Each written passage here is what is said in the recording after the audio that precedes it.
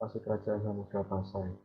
Kerajaan Samudra Pasai terletak di wilayah utara Provinsi Aceh sekarang, tepatnya di sekitar kota Lok Seumawe. Posisi kerajaan ini sangat strategis, mengingat Selat Malaka adalah jalur perdagangan internasional antara Cina dan India, sehingga Samudra Pasai berupaya untuk meningkatkan pengaruhnya dalam bidang perdagangan. Proses masuknya Islam di Kerajaan Samudra Pasai. Lahirnya Samudra Pasai sebagai kerajaan Islam diperkirakan dimulai dari awal atau pertengahan abad ke-13. Sebagai hasil proses Islamisasi, daerah-daerah pantai yang pernah disinggahi ulama-ulama Muslim sejak abad ke-7. Fakta tentang berdirinya kerajaan Islam Samudra Pasai pada abad ke-13 ini didukung oleh data-data sejarah yang nyata. Sistem pemerintahan Kerajaan Samudra Pasai. Pusat pemerintahan Kesultanan Pasai terletak antara Krueng Jambu Ayu dengan Krueng Pasai, Aceh Utara. Dalam struktur pemerintahan terdapat istilah menteri, Yah Bandar, dan Kadi. Sementara anak-anak sultan baik lelaki maupun perempuan digelari dengan Tun. Begitu juga beberapa petinggi kerajaan. Kesultanan Pasai memiliki beberapa kerajaan bawahan dan penguasanya juga bergelar sultan. Sosial budaya Kerajaan Samudra Pasai. Para pedagang asing yang singgah di Malaka untuk menetap beberapa lama untuk mengurusi perdagangan mereka. Dengan demikian, para pedagang dari berbagai bangsa itu bergaul selama beberapa lama dengan penduduk setempat. Kesempatan ini digunakan oleh pedagang Islam dari Gujarat, Persia, dan Arab untuk menyebarkan agama Islam. Dengan demikian, kehidupan sosial masyarakat dapat lebih maju. Perekonomian Kerajaan Samudra Pasai. Pasai merupakan kota dagang yang mengandalkan lada sebagai komoditas andalannya. Dalam catatan Mahuan disebutkan 100 kaki lada dijual dengan harga perak 1 tahil. Dalam perdagangan Kesultanan Pasai mengeluarkan koin emas sebagai alat transaksi pada masyarakatnya. Mata uang ini disebut Dirham yang dibuat 70% emas murni dan berat 60, diameter 10 mm, mutu 17 karat. Akhir pemerintahan Kerajaan Samudra Pasai.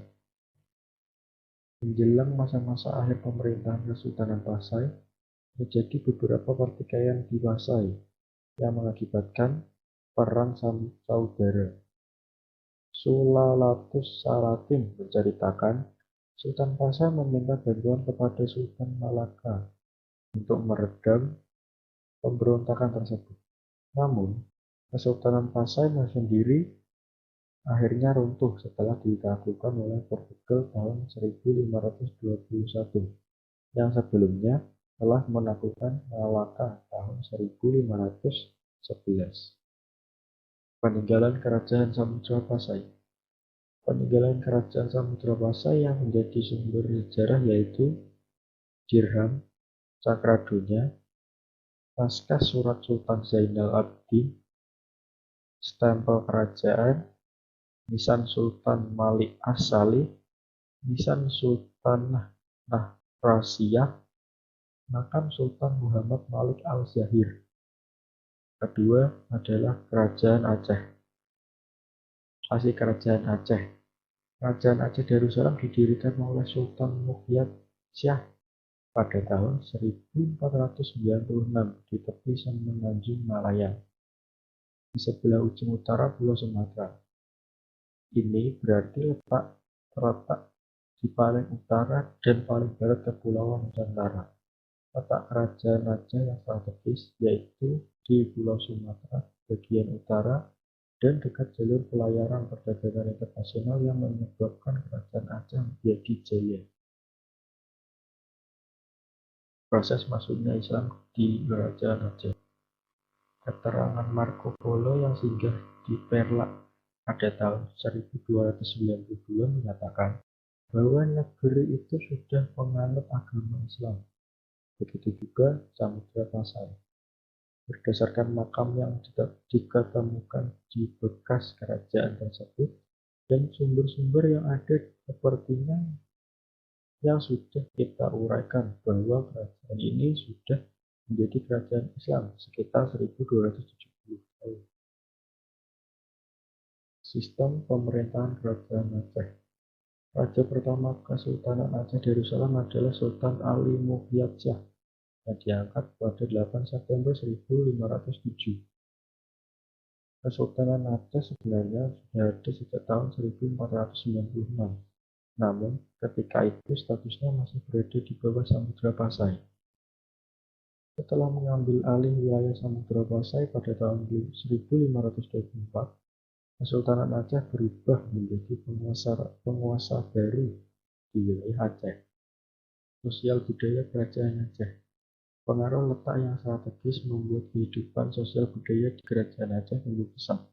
Hal ini disebabkan karena interaksi dengan orang-orang luar seperti pedagang dari timur, tengah, dan Eropa. Kehidupan sosial budaya dapat dilihat landasan hukum yang berlalu yang didasari dari ajaran Islam. Hukum adat ini disebut hukum adat mahkota alam. Berdasarkan hukum ini, pengangkutan seorang sultan diatur dengan sedemikian rupa, melibatkan ulama dan perdana menteri. Sisa arsitektur bangunan peninggalan Kesultanan Aceh tidak terlalu banyak, karena terbakar saat Perang Aceh. Bangunan yang masih tersisa seperti Istana Dalam Darut Donya yang sekarang menjadi pendopo Gubernur Aceh, Masjid Tua Indrapuri, Benteng Indrapatra, Gunungan, Tukop, dan Kompleks Pemakaman Keluarga Kesultanan Aceh. Perekonomian Kerajaan Aceh. Kehidupan ekonomi di Kerajaan Aceh bertumbuh di bidang pelayaran dan perdagangan. Perekonomian Aceh tumbuh pesat sebab letaknya strategis di Selat Malaka. Selain itu, semakin meluasnya pengaruh Kerajaan Aceh dan hubungan-hubungan dengan pihak asing juga menjadi faktor perkembangan ekonomi yang semakin maju. Perekonomian di ibu kota kerajaan juga tumbuh pesat karena adanya pengolahan barang mentah. Di bidang pertanian, daerah sedang pidi adalah lumbung bagi komoditas padi. Namun, komoditas utama atau bisa dikatakan unggulan di Kesultanan Aceh yang diekspor keluar adalah lada. Dengan kemakmuran dan kemajuan di bidang perekonomian, Kesultanan Aceh kemudian tumbuh menjadi kerajaan Islam besar yang diperkuat oleh armada bersenjata yang besar dan kuat, terutama armada lautnya. Akhir pemerintahan Kerajaan Aceh. Kematian Sultan Iskandar Muda pada tahun 1630. Setelah kematian tersebut, tidak ada lagi raja yang berhasil mengendalikan wilayah Kerajaan Aceh yang sangat luas. Setelah kerajaan ini dipimpin oleh Sultan Iskandar Thani pada tahun 1637 sampai 1641. Kerajaan Aceh mulai mengalami kemunduran. Bahkan setelah Iskandar Thani, kemunduran sangat terasa pada kerajaan ini. Munculnya pertikaian yang terjadi di Kerajaan Aceh yang terus berlangsung terus-menerus antara golongan ulama dan bangsawan membuat kerajaan ini semakin melemah. Pertikaian yang terjadi disebabkan oleh perbedaan aliran keagamaan, yaitu antara aliran Sunnah wal Jamaah dan Syiah. Daerah kekuasaan Kerajaan Aceh semakin sedikit.